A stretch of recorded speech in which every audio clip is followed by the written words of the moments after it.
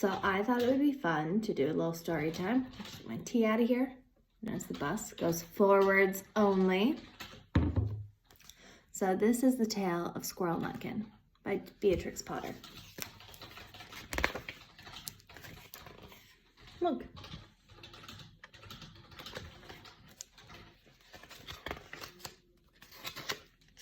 So this is a tale that belonged to a little red squirrel, and his name was Alex Heggie. His name was Nutkin. And he had a brother called Twinkleberry and a great many cousins, and they lived in the wood at the edge of a lake. In the middle of the lake, there was an island covered with trees and nut bushes. And amongst those trees stands a hollow oak tree, which is the house of an owl who's called Old Brown.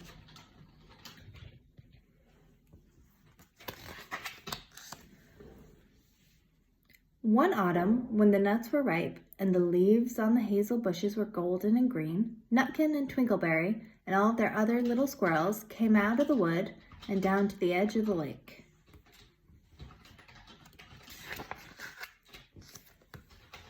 They made little rafts out of twigs, and they paddled away over the water to Owl Island to gather nuts. Each squirrel had a little sack and a large oar and spread out its tail for a sail.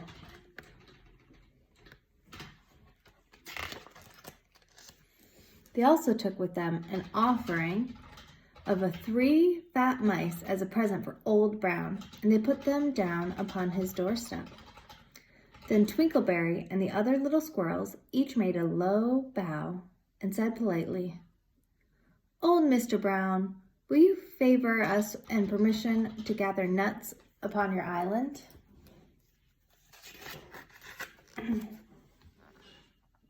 But Nutkin was excessively impertinent in his manners.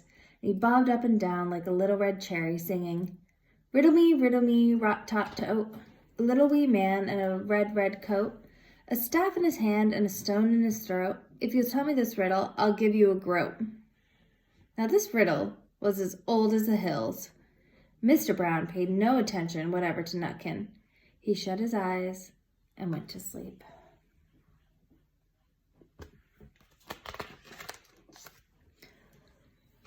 The squirrels filled their little sacks with nuts and sailed away home in the evening. But the next morning, they all came back again to Owl Island, and Twinkleberry and the others brought a fine fat mole and laid it on the stone in front of Mr. Old Brown's doorway and said, "Mr. Brown, will you favor us with your gracious permission to gather some more nuts?"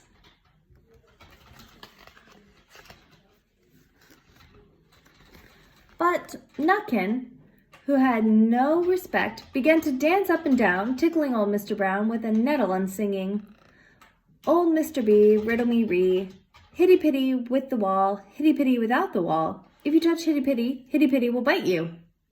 Mr. Brown woke up suddenly and carried the mole into his house. Dude, Nutkin's a little bit bonkers.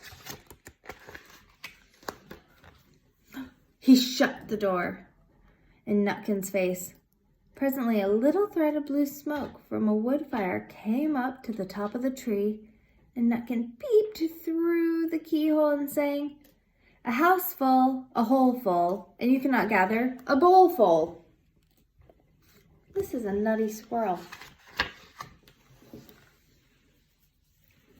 The squirrel searched for nuts all over the island and filled their little sacks. But Nutkin gathered oak apples, yellow and scarlet, and sat upon each beech stump playing marbles and watching the door of Mr. Brown's house.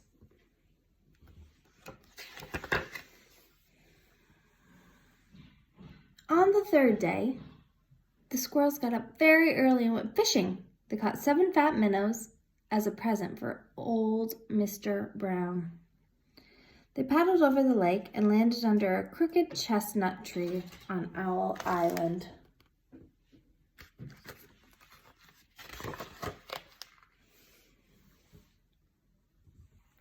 Twinkleberry and 6 other little squirrels each carried a fat minnow, But Nutkin, who had no nice manners, brought no presents at all. He ran in front, singing, "The man in the wilderness said it to me, how many strawberries growing in the sea? I answered him, as I thought good, as many red herrings as grown in the wood." But old Mr. Brown took no interest in the riddles, not even when the answer was provided for him.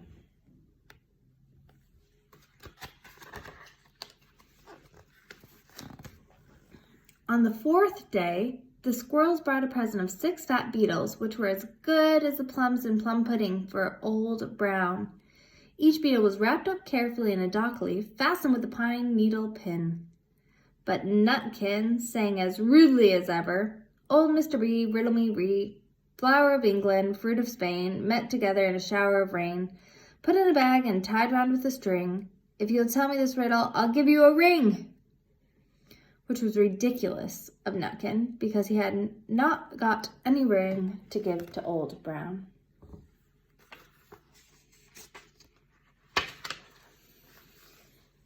The other squirrels hunted up and down the nut bushes, but Nutkin gathered robin's pincushions off a briar bush and stuck them full of pine needle pins. He is a goofy one, this Nutkin.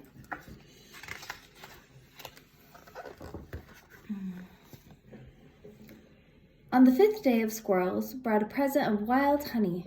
It was so sweet and sticky, and how they licked their fingers as they put it down on the stones. They had stolen it out of a bumblebee's nest at the tippity-top of the hill. But Nutkin skipped up and down, singing, "Hum-a-bum, buzz, buzz, hum-a-bum, buzz. As I went over the tippy-tine, I met a flock of bony swine, some yellow-nacked, some yellow-backed, and they were very bonniest swine that you ever went over the tippity-tine."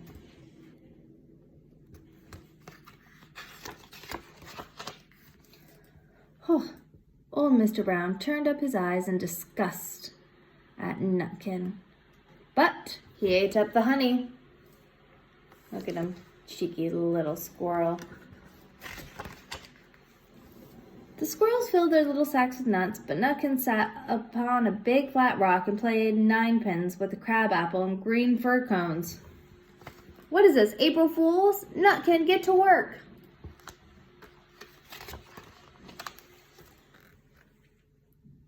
On the 6th day, which was Saturday, the squirrels came again for the last time. They brought a new laid egg in a little rush basket as a last parting present for Old Brown. But Nutkin ran to the front, laughing and shouting, "Humpty Dumpty lies in a beck, with a white counterpance around his neck. 40 doctors and 40 wrights cannot put Humpty Dumpty to his rights."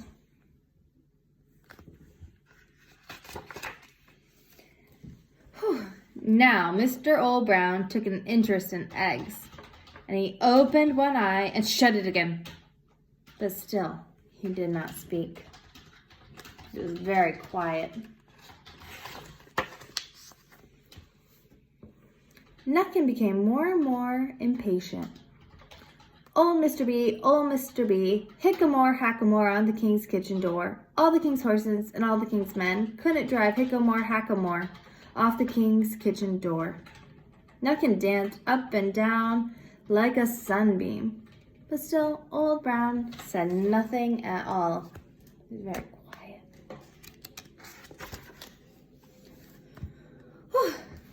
Nutkin began again. "Arthur O'Briar has broken his band. He comes roaring up on the land.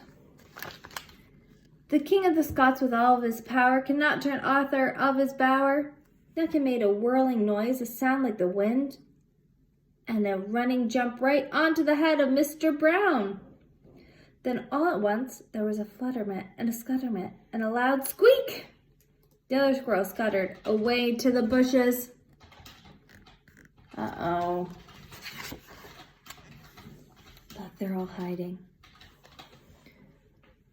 When they came back very cautiously, peeping round the tree, there was an Old Brown sitting right on the doorstep, quite still, with his eyes closed, as if nothing had happened. But Nutkin was in his waistcoat pocket. Oy, oy, oy. This looks like the end of the story. But it isn't. Oh, thank goodness. Old Brown carried Nutkin into his house and held him up by the tail, intending to eat him. But Nutkin pulled so very hard that his tail broke in two, and he dashed up the staircase and escaped out of the attic window.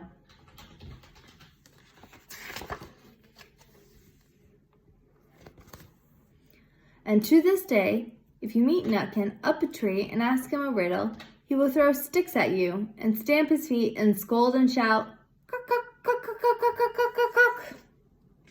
The end.